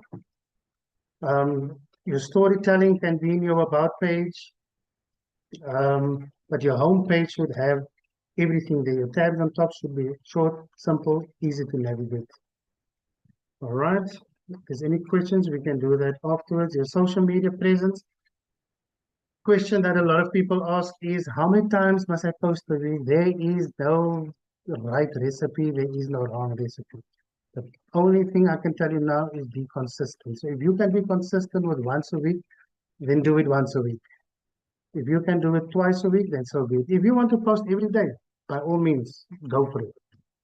But a lot of people hate this because as a small business owner, you carry all the hats, all right? You don't have time. But if you look at your Facebook, in your left tab, there's a Meta Business Suite. So you can actually just spend an hour or two one day, and you can actually create your whole month's post, and you schedule it based on the time. So if you feel that I want to post twice a week, Mondays and Fridays, 6 a.m., that post, you can do it for the whole month just by one sitting. Go into your Meta Business Suite, it is free, and you can do that. And as you get used to it, you will start building up. Then you can go to thrice a week, etc. And by doing the scheduled post, you don't have to sit every day and think, but post with purpose. Don't just post for the sake of, oh, I must post today. I don't know what to post. And there's no message in it. There's no storytelling in it. So steer away from that. Post with purpose. Okay. SEO basics. That's a very complex topic. So I'm gonna try and do this simplified. SEO basics is just the keywords for your niche. Okay. So if you have, for example, home diffusers, no matter what you write, make sure the word home diffusers is in your first line.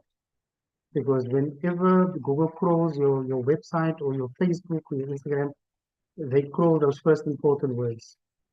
So make sure that what you want to rank for as well on Google search is always in your first line.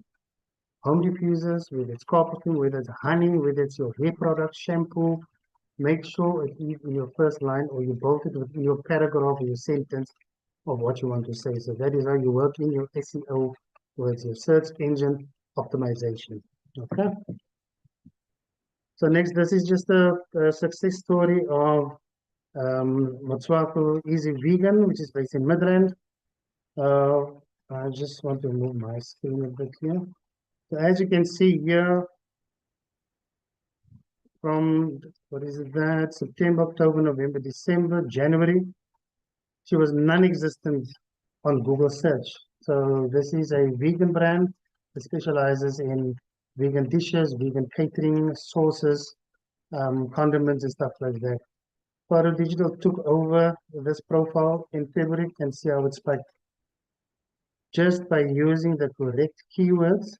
And as you can see there, she ranked third for searching vegan food Midrand. That's it. And what I want you to take note of is when I optimized the page at the time, she had 0 reviews, yet we could still rank her third on the first page of Google search with 0 reviews over there.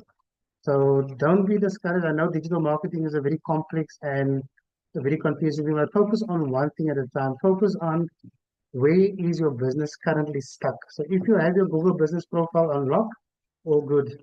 You're struggling with your social media, then focus your digital marketing on your social media. Have a picture and a short description, but in your short description, make sure that you have your trigger words that is related to your product, so that when people search for it, you will come up. So you must be ready. So that is what search engine optimization ultimately means. It doesn't mean that if a digital marketing specialist optimizes your page, you're suddenly going to get all these customers and stuff like that. It means that when people are searching for you, that you are in front of the line. That is the importance of your digital footprint. The other way is that when you run Google ads or Facebook ads and Instagram ads, that is how you will make sales. However, I encourage organic growth, because that's when you have your real customers that paid for views and paid for followers. You're not an influencer. We don't care about having X amount of followers, because at the end of the day, you can have 20,000 followers. How many people is actually buying from you? Because now you did the paid ad because the ad will ask you, do you want followers, do you want views, or do you want people directed to your website, or etc. So when you do an ad, there's a lot of parameters you need to focus on, instead of just, if you ask them to choose for you, they're going to do the generic one. So then your ad might even go to Singapore and Vietnam. That's not your customers. So be careful when you do ads.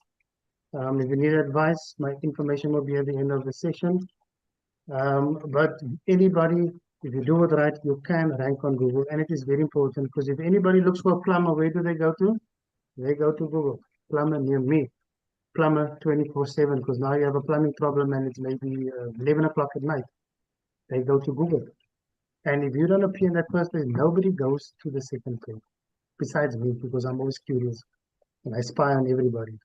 So having your stuff optimized and having your keywords in place is making sure that when a customer searches for a product in your niche, that your hands is up and you're in front of that line. All right. Here, let me just move this over here. All right, so claim your optimized Google Business Profile. Another thing I just want to touch on here is the use consistent brand visuals, logos and colors and tones. And what I mean by that is the logo on your Instagram must be exactly the same as your Facebook, as your TikTok, your website. With our sister brand Power Collection, they don't know my face. They don't know the co-founder's face. They know the brand. We've been at the rancho. People will walk past our exhibit to our store and they turn back because they know the brand. They know that flyer. They know that pop-up banner. They know the logo. So make sure that you're consistent. Don't this week be yellow, next week you are pink. Uh, People identify you by your brand and the visuals of the brand. So stick to it. So if you now, after today, you're going to optimize your Google business profile, make sure that your Facebook as well has the same logo. Your Instagram has the same logo. If you're on TikTok, if that be your same logo. If you are doing your WhatsApp updates, if you've got a WhatsApp business where you have your catalog and stuff, use the same logo across the board so that people identify you. Okay. We've got the post once a week. The nice thing of the Google Business Profile is as well, you can schedule your post. And Google only requires you to do it once a week, one post per week to keep your profile active. So if you thought to yourself, oh no, but I do have a Google Business Profile. What is Antonio talking about? When last did you update your Google Business Profile? So if you haven't touched that thing in a couple of months, which most of my clients have done, Google forgot about you. Google assumed that you don't exist anymore. Your business is not active. Make sure your hours is correct as well. If you don't work weekends, please make sure that you tick on the closed box. A lot of people that work during the week, on weekends, they are always looking for their products and stuff. If you didn't complete your profile correctly and it says open, they call you, you're not answering, they're not going to come back to you on Monday. I promise you, because there is a lot of other options on the Google search that they found. So make sure your hours are correct. If you close public holidays, which is coming up now, Monday and Friday, if you are closed, make sure it says closed. You are going to lose customers. They're never going to come back to you because there are too many competition out there. Make sure you're in front of the line and make sure that you stay in front of the line. So digital marketing is not a once-off thing. Okay, it's never mission complete. It's always work in progress. But focus on one thing. Once you've mastered that, move on to the next. Because with digital marketing, you've got your email marketing, you've got social media. It is endless. So it gets overwhelming. But start with the one thing, and you are free to contact me if you need some advice on that. Okay. Right. So that's all my details that I have over there. And thank you for the session. I know I flew through everything at this moment, but I hope I simplified it. And a couple of things made sense. And please, for today, if just for today, sit down, figure out where are you currently stuck in your business. Is it social media? Is it online presence? And work on that. Okay, work on your keywords. And if you think of keywords, let me give you just a little bit of breadcrumbs here. If you think of keywords, what is SLE? What am I going to use? If you are using home diffusers, that is your keyword, home diffusers. If you know that your diffusers are long lasting, make sure that in your sentence, your paragraph, you will have long lasting diffusers that you will find up to 3 months longevity. But make sure it is in your paragraph, not I'm the best and the quality is exceptional. You can have all of that, but if you don't have the keyword, people don't search for quality. People search just home diffuser. People will just search for organic honey. That's it. So all the other pretty words that you will use in your paragraph, if you don't have your keywords in there, they are not going to find it. All right. So thank you very much. All the best of luck with your journey on the digital marketing. And as the previous speakers, I said, if you just take one thing from every speaker today and you apply, not just take it, apply. Start scared, start nervous, but start, and you will not regret it. Thank you so much, and I am done. Thank you. Thank you so much. That was really great. Even though you said you flew past it, we definitely learned a lot from it. And just some takeouts from my side from what you shared with us is your digital identity is your business card to the world.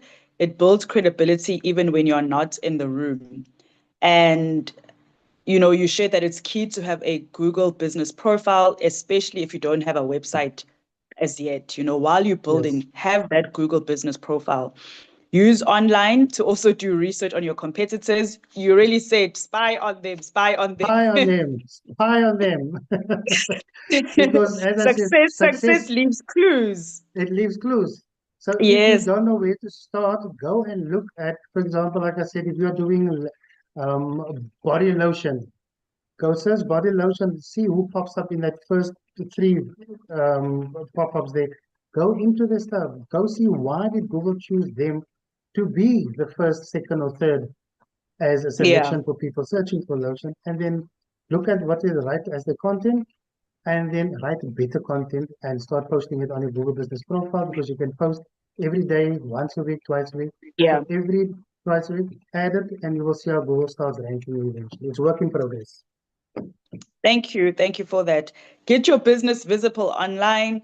And then the other one, which I thought was important, is make use of QR codes. So when you meet people, they can scan and they won't lose your physical business card. Because we all know that we take the business card, like you said, we put it in one bag, we put it in the pocket, and we end up losing it. And then you shared the slide just on online presence where you said customers can easily find you. It builds trust and credibility before and even after interaction. Business is visible and discoverable for 24/7, and it's consistent branding for you. Keep your platform simple, easy to read and to navigate around. And that was specifically on your website. Think about your customer and what they will need when building your websites and social platforms. And I think we all fall into the trap of this is how I want my website to look and my social media to look. And we're thinking it Yes, from our perspective, but we're not actually considering our customers. If you are into plumbing, we really, like you said, we don't want to see flowers and things like that. Keep it simple. Be consistent with your posting on your social platforms. And you mentioned use Meta Business Suite to schedule posts. That's another thing that I think as business owners, as entrepreneurs, especially if you don't have maybe your own personal social platform, so you're not sure how to post and things like that, use correct. what is available to you and post with purpose, and not just for the sake of posting.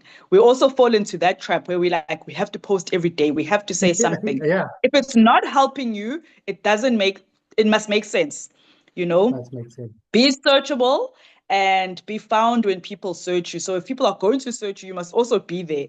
The followers part, another trap we fall into. We have to have 10,000 followers. But sometimes you have 10,000 followers, you have 2 likes, you have 1 comment, and you are wondering what's going on. You are focusing on the wrong thing, you know. And then digital marketing is not a once-off function. Do one thing at a time. And you said that. Look at what you are currently struggling with and then focus on that. Is it the website? Is it the social platforms? Is it the content? What is it that you need to focus on at that particular time? Don't try and do everything all at once, especially if you don't have assistance with it. And then digital marketing is not optional. It's the foundation of credibility. And that was on your closing slide with your 100%. details that in this day and age, and like you said, you can either have just the Google business profile, you can have Facebook, there's Instagram, there's TikTok, there are all these things, but have that online footprint where people can go and find you. Thank you so much. Thank I you. don't see any questions for you in the chat, Okay, but I think what you did share with us was understandable. And to the it's also point. something that definitely to the point. And like all of you have said as the speakers, do one thing from each person. So go look at Google Business Profile, go look at your Facebook. And I've also just discovered that I was using Instagram a lot, but in the past, I think the past month, my Facebook has more engagements. The conversations are happening there. So I'm just like, actually, I need to put more effort into Facebook because, Yes, like you said, Instagram is more the it's aesthetics. visuals. This is how the Yeah, it's more the product aesthetics, it's the looks. visual. Facebook, if this webinar is successful and the members that was present and attendees was present today, I can elaborate more on that, how powerful Facebook is. And it's a free tool. That is why it's so important that I accepted your invitation, because there's so many free tools out there for starting a business. They don't have the budget or the capital to pay a digital marketer or a social media manager and stuff like that. There's so many free paid. You just need to use it the right way, and it's extremely powerful. So we will go further on that if we are successful today. Yes, thank you so much. We all our speakers shared their details, so I am hoping that you will be able to contact them, from Harry to Bert to Justin and to Antonio now, should you have other specific questions that you have, because we don't have any other questions for them. Our other speakers were able to answer your questions on the Q&A section, so we have covered that. But if you are looking for more details, for more information, for more advice, please do reach out to our speakers. If you joined us maybe after we had started, this webinar will be on Proudly South African's YouTube page. We also have some commentary on our other social platforms, so you can definitely check out what we discussed today. Go through the presentations again that the speakers shared with us, and then action one or two things, like I said, I'm definitely going to be focusing more on Facebook, and because I've seen that is where the engagement is. And there are other things. We asked Bert, about the pricing. So there's a lot that we've all learned today, which will help our businesses to be successful and to be sustainable. Thank you so much. Thank you for being with us on a Friday. We had a lot of you join us, and we really, really appreciate that. We appreciate the time our speakers have been with us, and we hope you have a good long weekend. Please be safe. Please be safe. Please be safe on the roads, whatever it is that you'll be doing, so that we can get to engage with you at our next webinar. Thank you so much. Goodbye. Have a good weekend. Bye-bye. Thank you. Thank you.